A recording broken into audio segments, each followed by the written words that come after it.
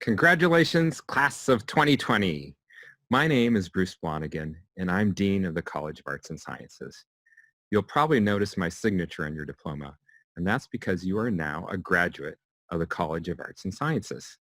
Our college is by far the largest on campus and spans the humanities, social sciences, and natural sciences, from philosophy to physics and classics to chemistry. What binds us all together, besides our natural good looks and talent, is a liberal arts education. People often don't know what a liberal arts education means, but you should realize that it is now your superpower as you head out into the world. A liberal arts education is one that exposes a person to a broad education that hones your abilities in critical thinking, problem solving, and written and oral communication skills in multiple and diverse settings. Whether in a language course or an earth sciences lab, you have been challenged to think, communicate, and problem solve. The settings and methods are different, but the same underlying skills are being developed. As you can imagine, these are exactly the types of skills that employers want. Employers can train you up quickly on the nuts and bolts of your new job in a matter of weeks or months, but they typically don't have the time and resources to teach you how to think, problem solve, and communicate. They want graduates who have developed and honed these deeper foundational, dare I say it, liberal arts skills over their years in college. And I'm not just saying this. It's backed up by numerous surveys of employers by folks like the National Association of Colleges and Employers, as well as other organizations. Employers want these skills from you, but the truth is that having these skills means you will have much greater flexibility in jobs and career paths over your lifetime. Most occupations drastically change or become obsolete within a decade. Someone with strong critical thinking, problem solving, and communication skills, however, will be able to flourish in nearly any professional setting. So these are your superpowers. In order for them to work for you, you need to understand them and be able to explain them to others, especially prospective employers. Think back to your most challenging writing assignments, your most thought-provoking conversations where you and your classmates grappled with difficult issues, or that group project where personalities were difficult to navigate and manage. Those are the examples where your superpowers of critical thinking, problem solving, and communication shone through. Be ready to share those as examples of your abilities. Now, these are clearly uncertain times, and we understand that this has made the near term more difficult for many of you. Your superpowers will certainly help you, but this is also the time to reach out for help and support. One resource that I want to mention is our UO Career Center. Their career services are free to you for the entire year after graduation. Use them, and just keep remembering that when nothing is certain, everything is possible. Now more than ever is the time to think creatively, try different things, and give yourself grace when there are bumps in the road. I am very sorry that I can't be delivering these comments to you in person. But despite these circumstances, I want you to know we are so incredibly proud to call you a duck. You are and will continue to be a very important part of our University of Oregon family. So be well, use your superpowers for good, not evil, and we will look forward to hearing about your future successes. Congratulations again, class of 2020.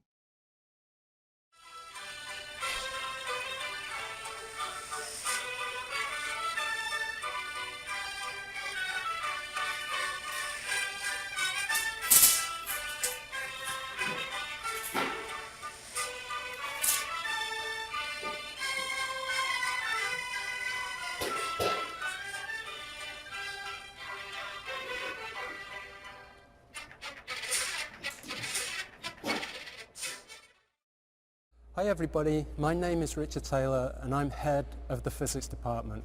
Firstly, let me echo the Dean's congratulations to you, the class of 2020. So here I am in Willamette Hall, and I wish you were here with me because you probably haven't seen the inside of your department for well over 2 months. The good news is it's still here, and although it's oddly quiet, what I want you to remember is that this will always be your academic home. So in years to come, we will be thrilled if you ever have the opportunity to come home to see us. Now, our department is one of the largest on campus, and it's certainly home to the most exciting people. We have 40 faculty, and if we add together our undergraduates and graduate students, that totals to be around 300 physics students. And from that great pool of talent, each year we ask one student and one professor to give commencement speeches. So I'm delighted that soon, any moment now, you'll be hearing from Matt Kafka and Ben McMorran.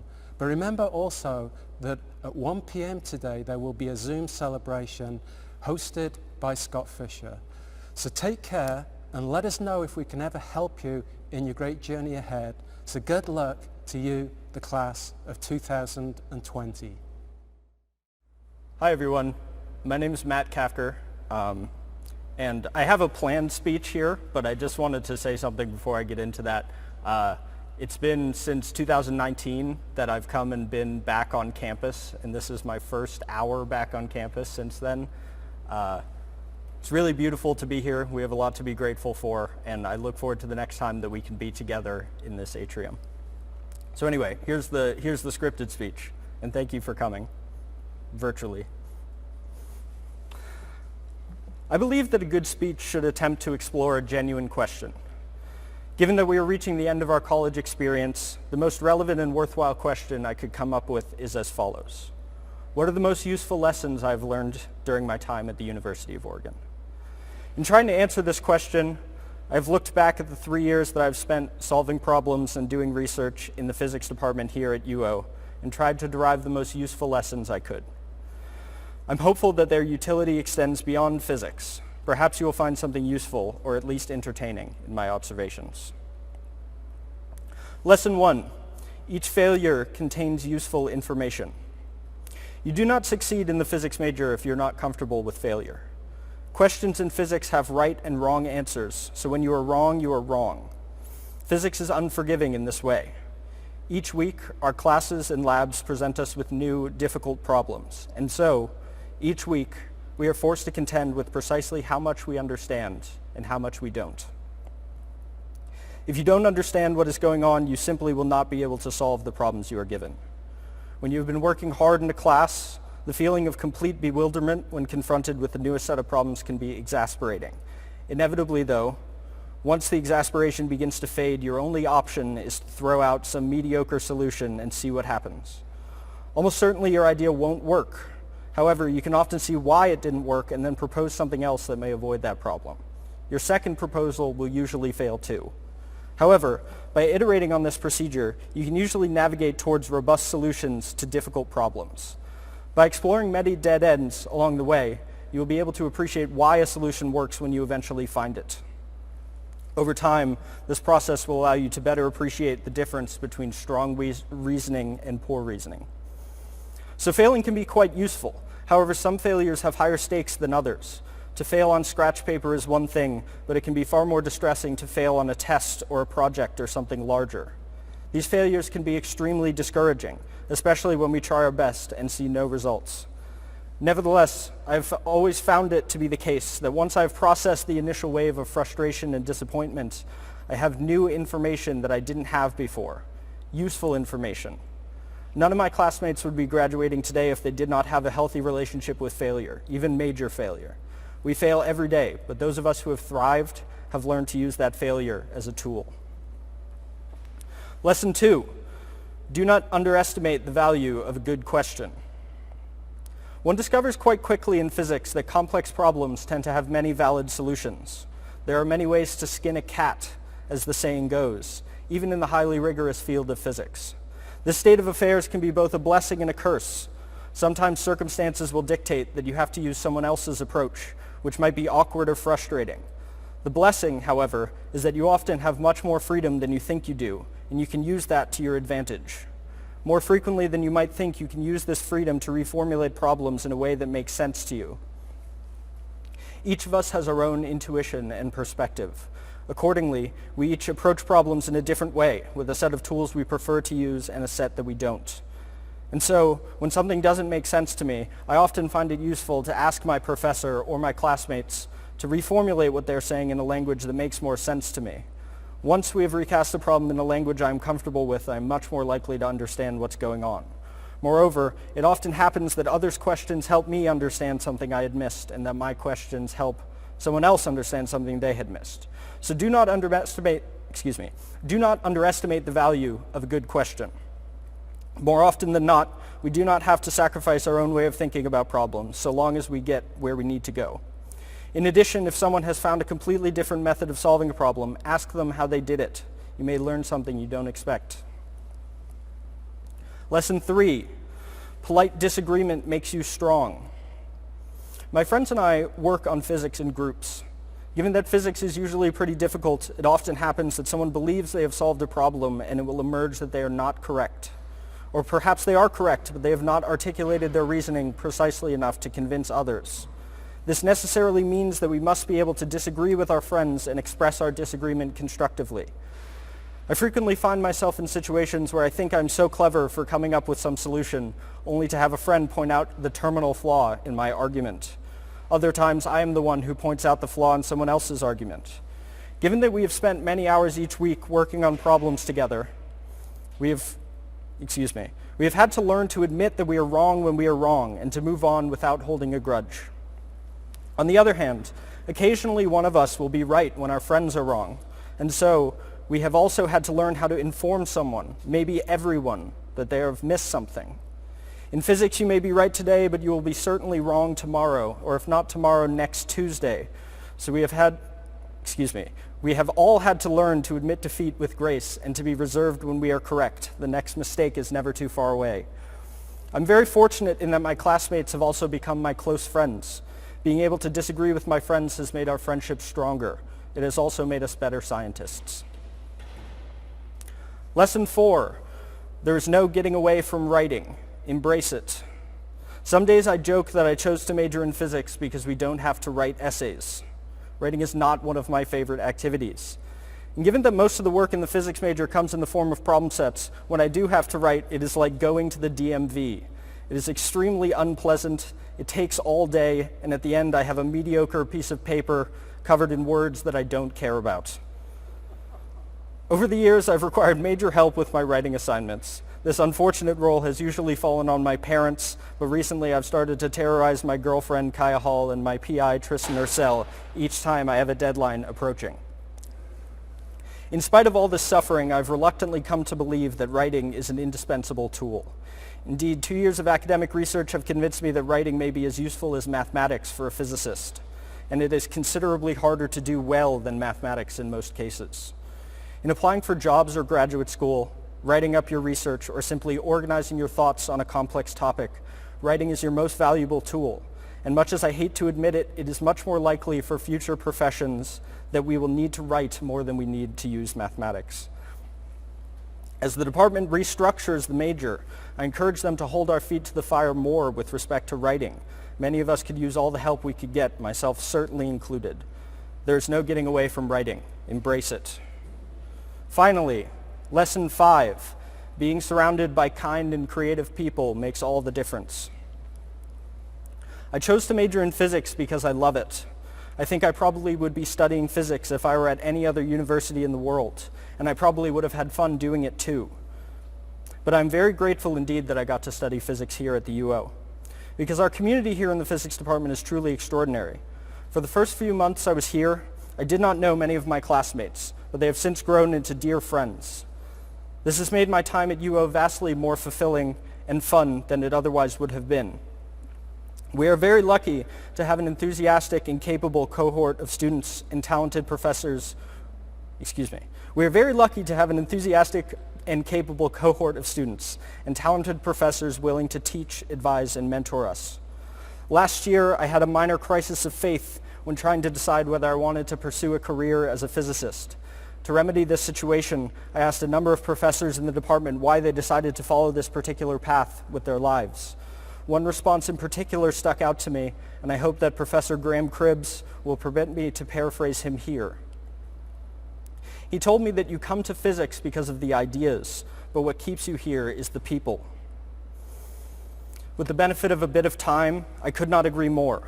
When I decided to study physics, I did not know I was electing to join such a highly creative, kind, passionate, and interesting group of people. I'm very grateful for the community I found.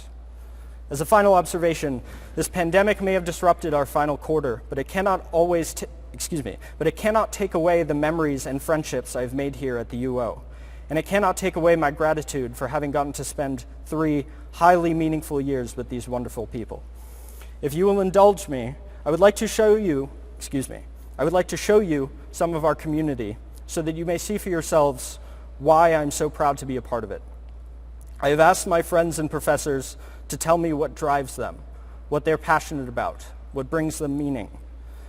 I hope that their thoughtful range of responses will help to remind us all why it is that we choose to dedicate our time to this fascinating and beautiful science, and why we are so lucky to do it here at the UO. Thank you for listening. Many congratulations to the graduating class of 2020, and with that, I give you my far wiser and far better looking colleagues.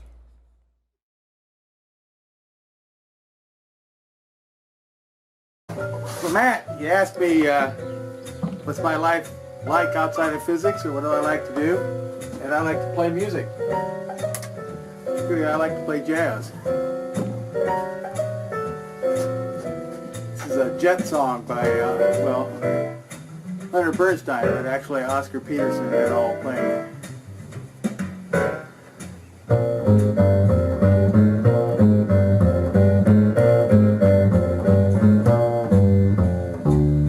Hi, this is Professor Fry.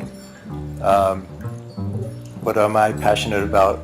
Well, in science, I really am passionate about putting together different pieces of fundamental physics, like quantum physics and gravity, or black holes and dark matter, or gamma ray bursts and dark energy.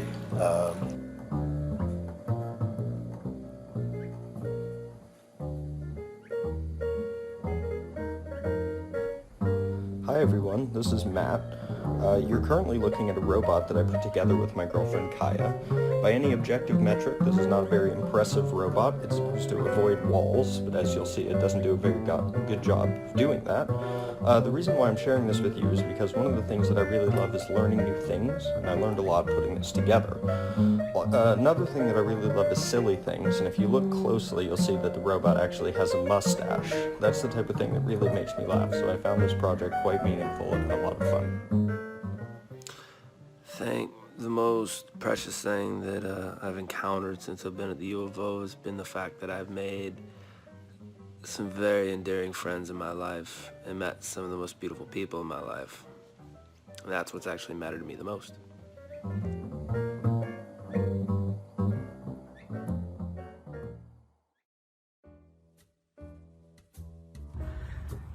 I'd say that I'm passionate about my career for sure, but at the end of the day, what really gives my life meaning is my family.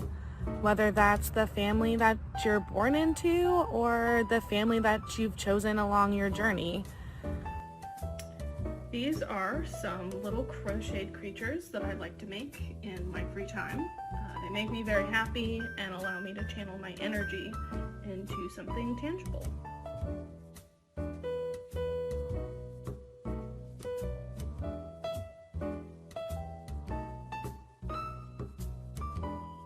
To answer the question, what do I find fulfilling and what am I passionate about?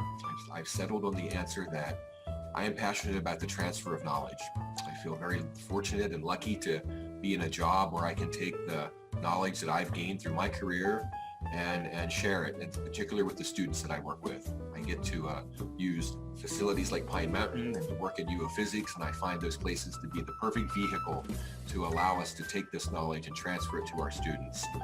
And that's something that I'm feeling very passionate about right now. There once was a man named Dirac, whose notation the theory did lack. Brazenquets he appended, ambiguity was ended, but I still hate his angle of attack.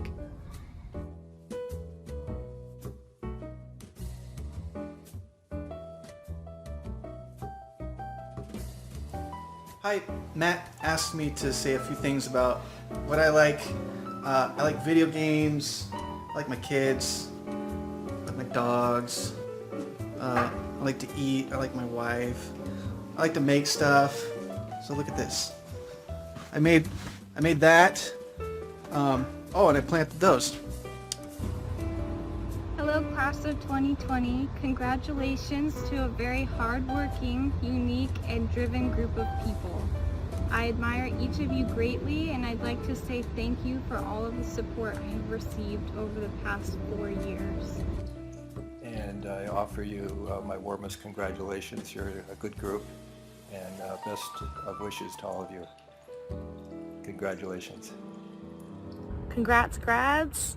Happy graduation. Do great things.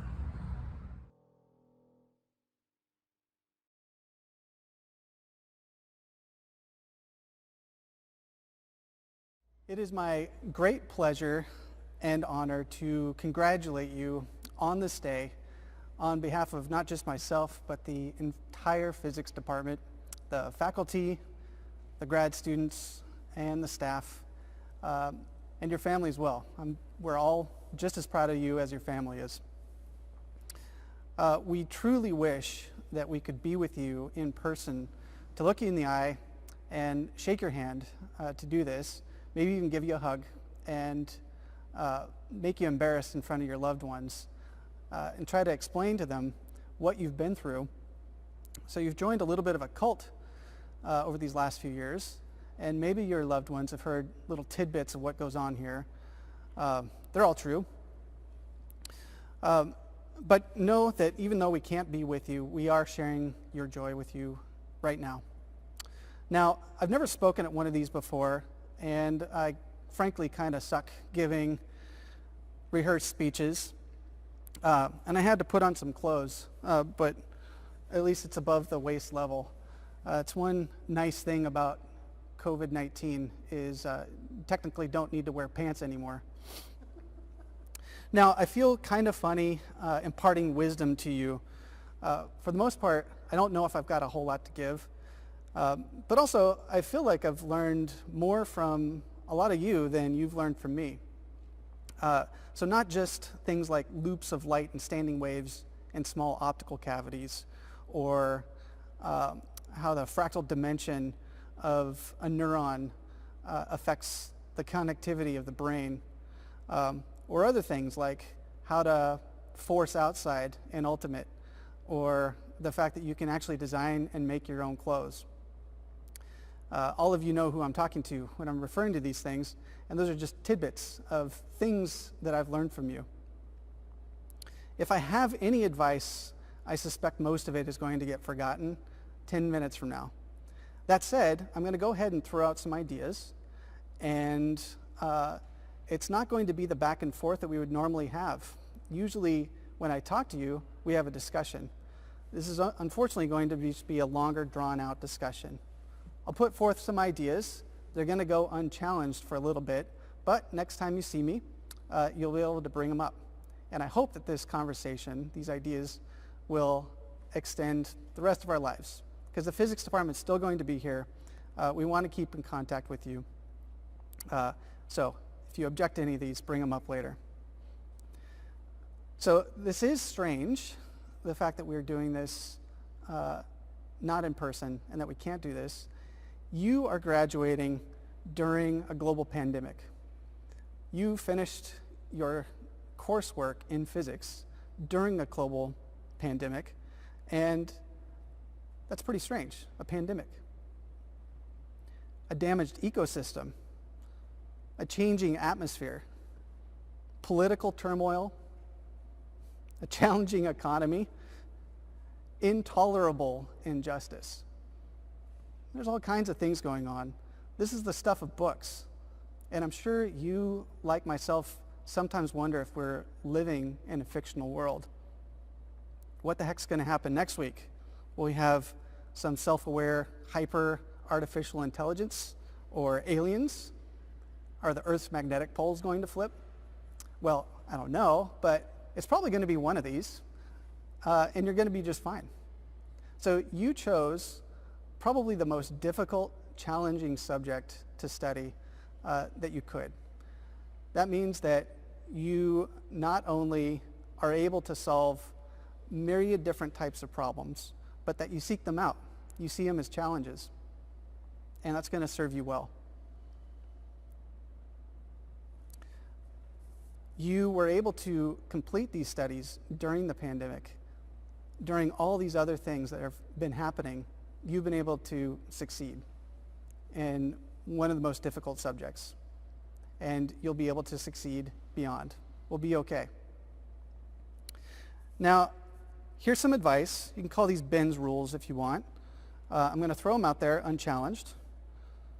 Another advantage of COVID-19. But again, you can challenge me later on these. So first rule, first bit of advice, call people on the phone. Turns out these things have a microphone, and you don't actually have to use the camera all the time. So this was amazing to me. If you, like myself, are tired of Zoom meetings, every once in a while somebody will say, how about we talk on the phone? I don't actually need to see your face or want to. Also, shave that thing. I'm tired of looking at it. It's weird. So call people on the phone. This is actually how I've gotten every job so far, including this one. So I called faculty members. I was interested in moving back to Oregon, and found whoever might be interested in my work, and I was interested in them, and I just called them on the phone, got them actually on the line, and talked to them. And that started a conversation. They found out that I was a real person.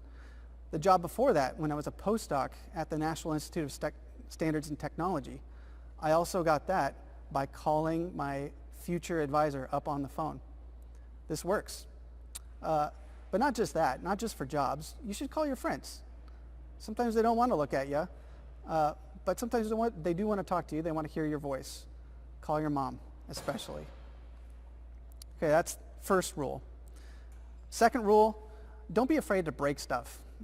So in the lab, we've got all kinds of equipment, and it breaks, and a lot of times you need to fix it.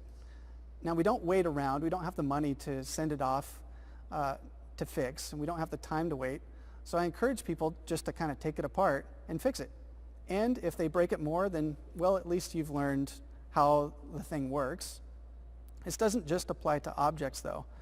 There's a lot of things that are broken in physics, and I'm not just talking about incomplete theories or the fact that general relativity doesn't quite jive yet with quantum mechanics. I'm talking about the structure as well. So there's a lot of historical imbalance in our field, not just in physics, but science and society in general. And this is a rare opportunity where things have broken down that we're kind of revealing some of these structural problems. So again, this is a problem that you should see as an opportunity, just as you've been doing this entire time. So break stuff constructively. Second thing, go ahead and procrastinate, but do it constructively. So I know you guys are experts at this. I am too. And I often wonder why this is. Why do I do this? Well, one reason is that, like as not, you're probably a little bit of a perfectionist. You might not do perfect work, but you're disappointed in yourself because you don't do perfect work. You have an ability to recognize what perfect might look like. That's rare. Not everybody has that. So what we do, instead of taking a task that in order to do a perfect job might take us months to do, we procrastinate. We put it off so that we only have the time that we need to do the task. Now, constructively means that you have to make sure you've got other tasks that need doing that you can do instead. So for example, instead of writing a paper, I might work on a little grant. Or instead of working on a grant, I might come up with an idea for another paper. It works.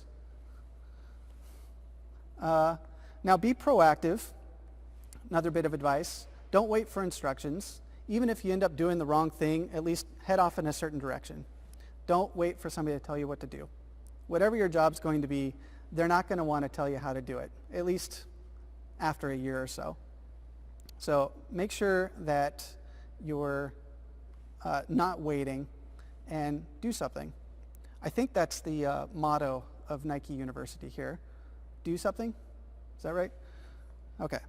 I might have that wrong. Now, finally, I wanted to talk, I was talking with some undergrads recently, and they were worried about the fact that they couldn't remember a lot of the formulas that I was giving them, at least beyond the exam. And they were kind of deconstructing the whole process. Why am I here? If I'm paying so much for this education and I can't remember these equations, what am I doing here? And I told them that you're not a hard drive. What you're doing here is you're getting RAM. You're not getting long-term storage, you're getting short-term storage. You're getting a bigger processor. So what you should be filling your hard drive with, your long-term storage, is memories of your friends. Maybe you don't remember what you're studying, but you remember who you were studying with and what they were going through. Or you might remember the airiness of Willamette Atrium. Or you might remember what happened your last term of your physics degree. What you are learning is the process of learning. So I've forgotten way more than I ever expected to. Stuff that I really thought was important at the time, like what is the metric of a Kerr black hole, or how do I use the second Born approximation? That's long gone. But I remember that I knew it, and I remember where I learned it from. And you can do it, you can relearn it faster every time. So don't feel so bad about yourself if you've forgotten these things, or if you feel that things are slipping.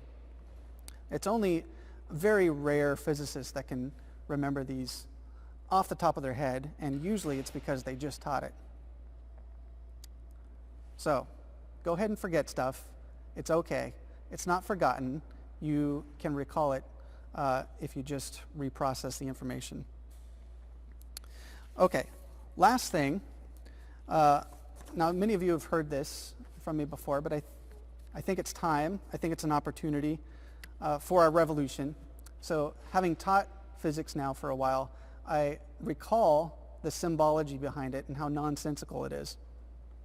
So for example, when we're learning about electromagnetism, C means way too many things. It means capacitance, it means Coulomb charge, it means the speed of light.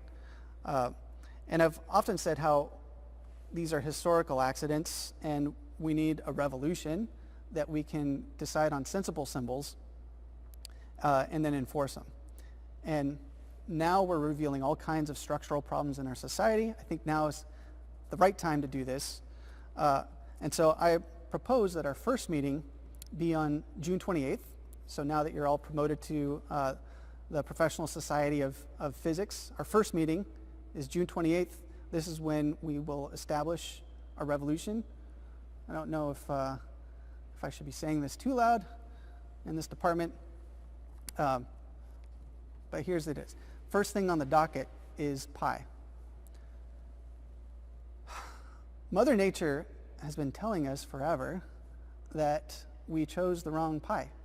Pi should not be the ratio of the circumference to the diameter, but the ratio of the circumference to the radius. This is why we've had to drag around this factor of 2 all over the place. And if you think about all those person hours over these hundreds of years where we've been using pi, where we had to write down this factor of 2, if we had chose right, if we had chose 2 pi as pi instead, we could have saved ourselves, I think, the human race, maybe a full 2 days of just writing.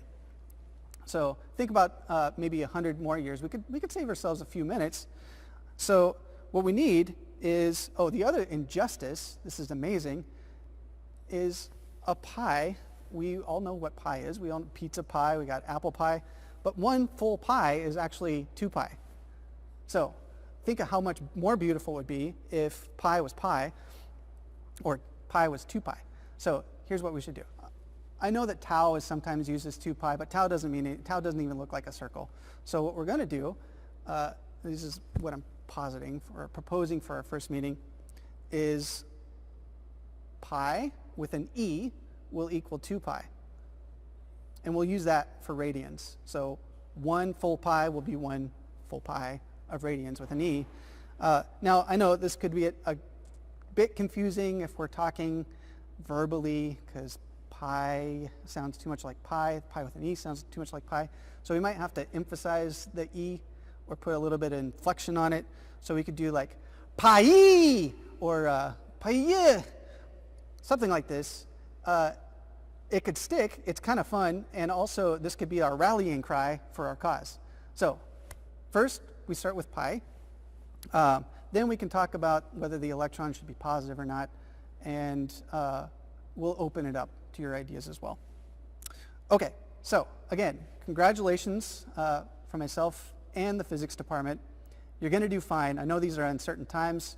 You are prepared for it. Might not feel like it, but you've been here before. You never feel prepared, and you always end up coming out of it.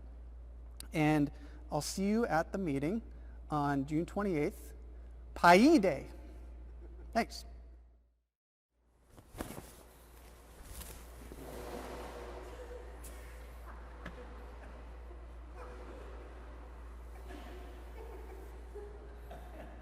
Hello, everyone. This is Scott Fisher, the Director of Undergraduate Studies in the University of Oregon Department of Physics. Allow me to extend my heartfelt congratulations to our students that have graduated today. Congrats, students. We'd like to remind you to please attend our informal Zoom event that we are going to have with our students. It starts at 1 p.m. this afternoon.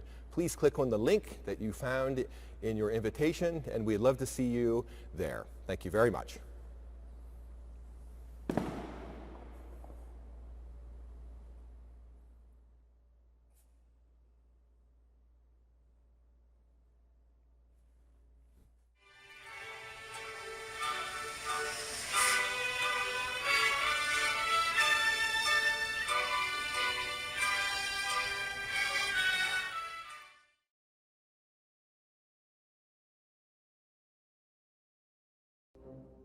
Jason Barkaloo, Andrew Blakey, Johann Sebastian Bonilla Castro, Collie Burke,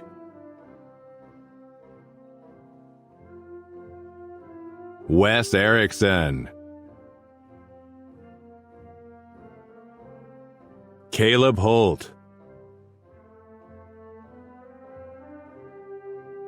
Eric Keever,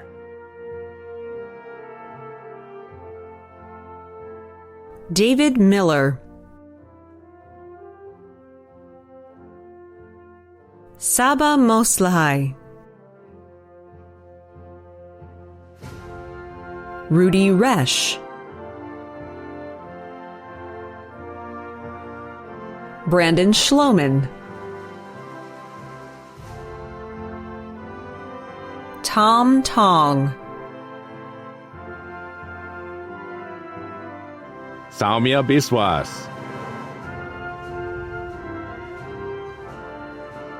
Sawyer Buck,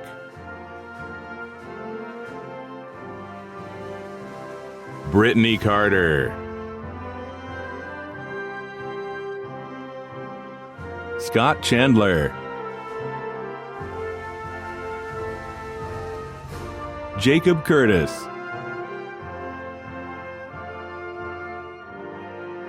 Justin D'Amatos, Bruce Edelman, Carl Feldsteiner, Austin Ferry, Nicholas Cole Gilmore, Adam Golfman, Alex Gonzalez, Joseph Gutierrez, Genesis Hearn, Nicholas Hernandez, Trent Jones, Aaron Kaufman, Rachel Clace, Tiemo Landis, Grayson Langham, Tristan Lee, Elliot Lehman, Kent Mastroianni,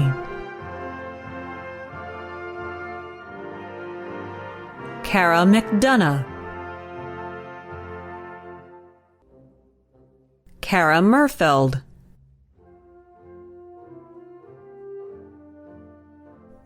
Joseph Myers, Susanna Officer, Aria Raddick, Joshua Ram,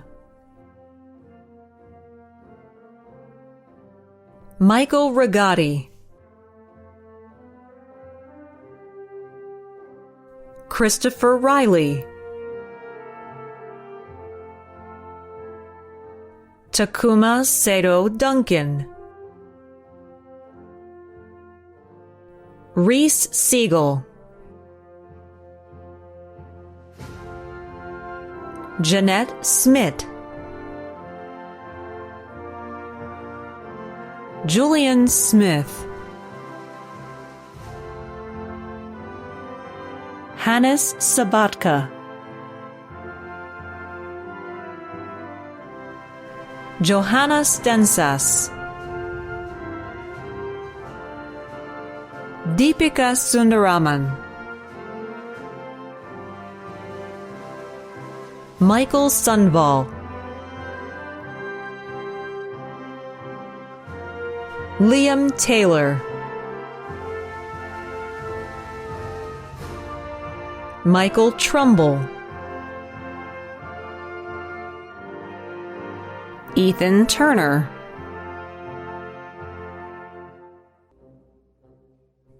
Amy Van Leeuwen, Boubacar Wane, Luke Westbrook, Adam Wright, Cara Zappitelli, Josh Ziegler, Nathan On, Davis Austin, Eric Bigwood, Tyler Christensen, Chloe Schwatal, Skippy Claremont, Chase Craig,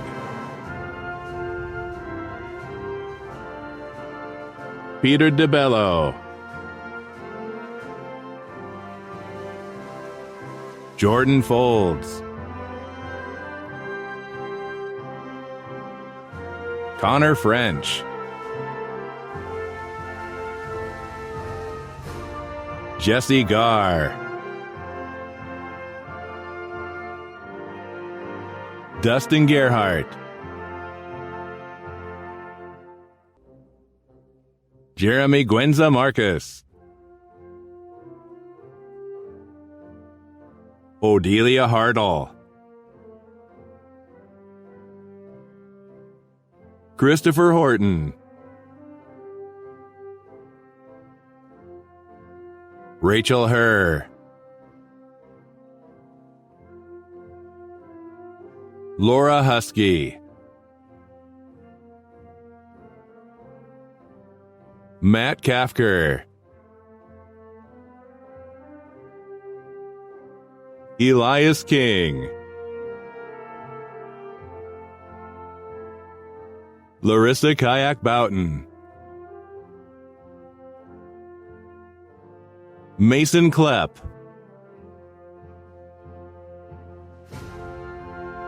Jimmy Lamb, Sarah Malpass, Jordan Mascarenas Wells,